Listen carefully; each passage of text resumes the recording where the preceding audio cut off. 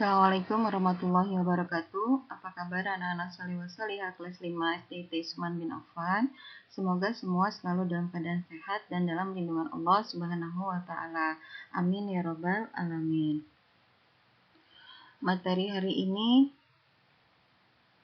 kita sudah masuk ke materi 5E tentang ekosistem subtema 2 ya, tentang hubungan antar makhluk hidup dalam ekosistem, dan pembelajaran 3, 4, dan 6 muatan pelajarannya PPKN. Tujuan pembelajarannya, siswa dapat menjelaskan persatuan dan kesatuan pada peristiwa proklamasi, dapat menjelaskan sikap hidup rukun dalam mewujudkan persatuan kesatuan, dan dapat menjelaskan semangat kekeluargaan dan gotong royong dalam kehidupan sehari-hari. Baik, silakan dibuka buku paketnya. Halaman 52, persatuan dan kesatuan pada peristiwa proklamasi ya.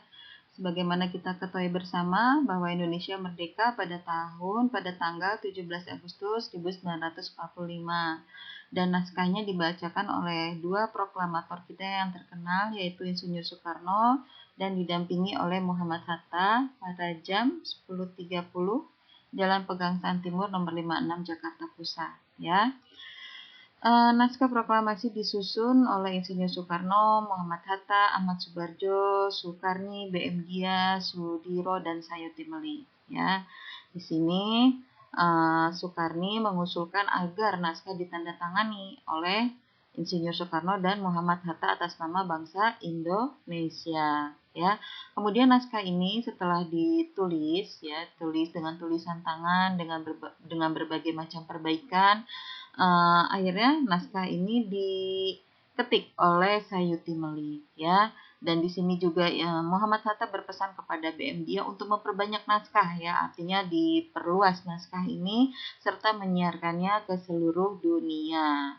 Nah, di sini juga ada Suhud yang menyiapkan batang bambu untuk apa? Untuk tiang bendera merah putih ya. Yang pertama kali merah putih akan dikibarkan dan dijahit oleh Ibu Fatmawati, yaitu istri dari Insinyur Soekarno ya. Ini adalah kronologis ya, beberapa peristiwa urutan terjadinya satu kegiatan proklamasi ya, dari mulai dibacakannya, kemudian orang-orang yang berada di dalamnya, terus siapa saja yang mengusulkannya, terus perintah apa saja yang harus dikerjakannya, ya, sampai akhirnya ke pengibaran bendera, ya.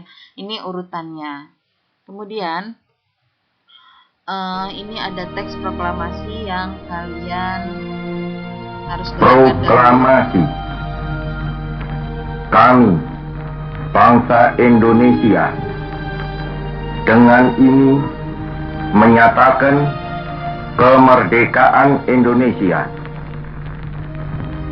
Hal-hal yang mengenai pemindahan kekuasaan dan lain-lain diselenggarakan dengan cara saksama dan dalam tempo yang sesingkat-singkatnya.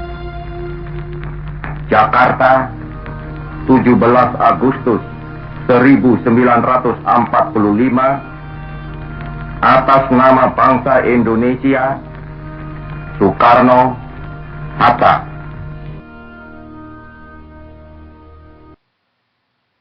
Ya, itu adalah suara dari Insinyur Soekarno ya dalam pembacaan teks proklamasi kemerdekaan.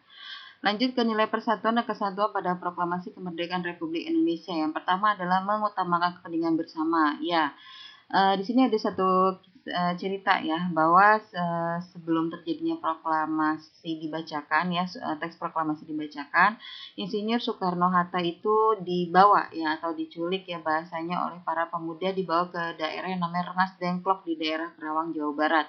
Di sana Insinyur Soekarno dan Muhammad Hatta dipaksa agar proklamasi segera dilaksanakan tanpa melalui PPKI ya, itu maksudnya PPKI, Panitia Persiapan Kemerdekaan Indonesia. Kenapa? Karena PPKI itu adalah bentuknya Jepang. Khawatir jika pakai PPKI maka kemerdekaan Indonesia seakan-akan adalah hadiah dari Jepang, bukan hasil murni kemerdekaan atas nama rakyat bangsa Indonesia.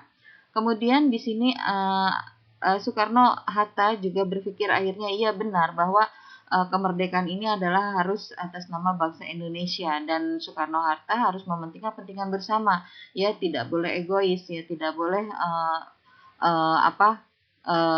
mementingkan kepentingan dirinya sendiri, tapi harus mementingkan kepentingan rakyat Indonesia. Yang kedua adalah musyawarah.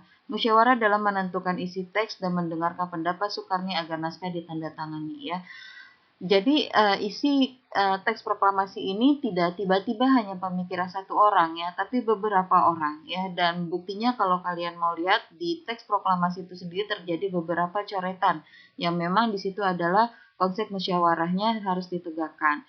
Dan di sini juga ada yang namanya dengar pendapat, ya, bahwa ada yang namanya Soekarni yang mengusulkan agar teks tersebut ditandatangani. Yang ketiga, persatuan mewujudkan cita-cita bangsa Indonesia, ya, menjadi bangsa yang merdeka dan terbebas dari penjajah. Itu adalah tujuannya. Jadi bagaimana kita harus bersatu, bahwa tujuan kita adalah menjadi bangsa merdeka dan terbebas dari penjajah. Ya. Kemudian selanjutnya semangat kekeluargaan dan gotong royong dalam kehidupan sehari-hari. Ya. Yang pertama itu manfaatnya meningkatkan persatuan dan kesatuan, ya. Ingat, di Indonesia itu beragam, baik agamanya, baik bahasanya, sukunya, semuanya beragam. Jadi kalau kita tidak menghargai satu sama lain, maka yang namanya kehancuran itu sangat mudah terjadi di Indonesia. Oleh karena itu, kita harus saling menghargai satu sama lain, dengan demikian persatuan akan tetap terjaga. Yang kedua, hubungan antar masyarakat akan terjalin harmonis, aman, dan tentram. Masyarakat yang memiliki nilai kekeluargaan akan menganggap tetangga dan masyarakat sebagai keluarga. Ya, Masya Allah, ya, jika kita sudah diakui sebagai keluarga, siapapun akan menjadi dekat dan menjadi baik hubungannya. Nah, ini yang harus kita lakukan, ya, agar tercipta keharmonisan hidup sehari-hari. Yang ketiga, kebersamaan antar masyarakat terjaga dengan baik. Salah satu manfaat penerapan semangat kekeluargaan adalah terpupuknya sikap saling tolong-menolong antar sesama. Masya Allah, ya, kalau sudah terpupuk, ya, sikap saling menolong antar sesama, maka yang namanya kerusakan, ya, ancaman persatuan kesatuan akan terhindari. Oleh karena itu kita harus senantiasa dimulai dari diri sendiri untuk bisa menjaga semangat kekeluargaan dan gotong royong dalam kehidupan sehari-hari, khususnya di dalam rumah kita sendiri. Manfaat gotong royong yang pertama, memperkokoh rasa persatuan, mempererat tali persaudaraan, meringankan pekerjaan hingga cepat selesai, menumbuhkan solidaritas dan kebersamaan antar sesama, serta meringankan kesulitan orang. Ya, ini manfaat yang bisa kita rasakan dalam hal bergotong royong dalam kehidupan sehari-hari, ya. Ketika ada yang terkena musibah, ya, ada yang salah satu keluarganya wafat, kemudian ada yang sakit, ada yang rumahnya rusak, atau ya, beberapa hari yang lalu kan ada yang angin puting beliung, ya, di daerah Bekasi juga. Nah, itu jika dikerjakan hanya seorang, ya, ditambah dia juga sedang kasusan, maka akan semakin lama dan semakin sulit pekerjaan orang tersebut untuk selesai, ya. Jika kita merasa dia keluarga kita, saudara kita, satu warga, satu lingkungan, maka kita berhak membantunya untuk memperingan pekerjaan hingga cepat selesai, ya. Mudah-mudahan kita termasuk orang-orang yang ringan tangan dalam membantu urusan saudara kita, khususnya sesama muslim. Ya, oke, guys, alhamdulillah materi hari ini sudah selesai. Biasakan bertanya, mencatat, dan mengulang materi. Sampai berjumpa di pembelajaran selanjutnya. Barakallahu fiik. Assalamualaikum warahmatullahi wabarakatuh.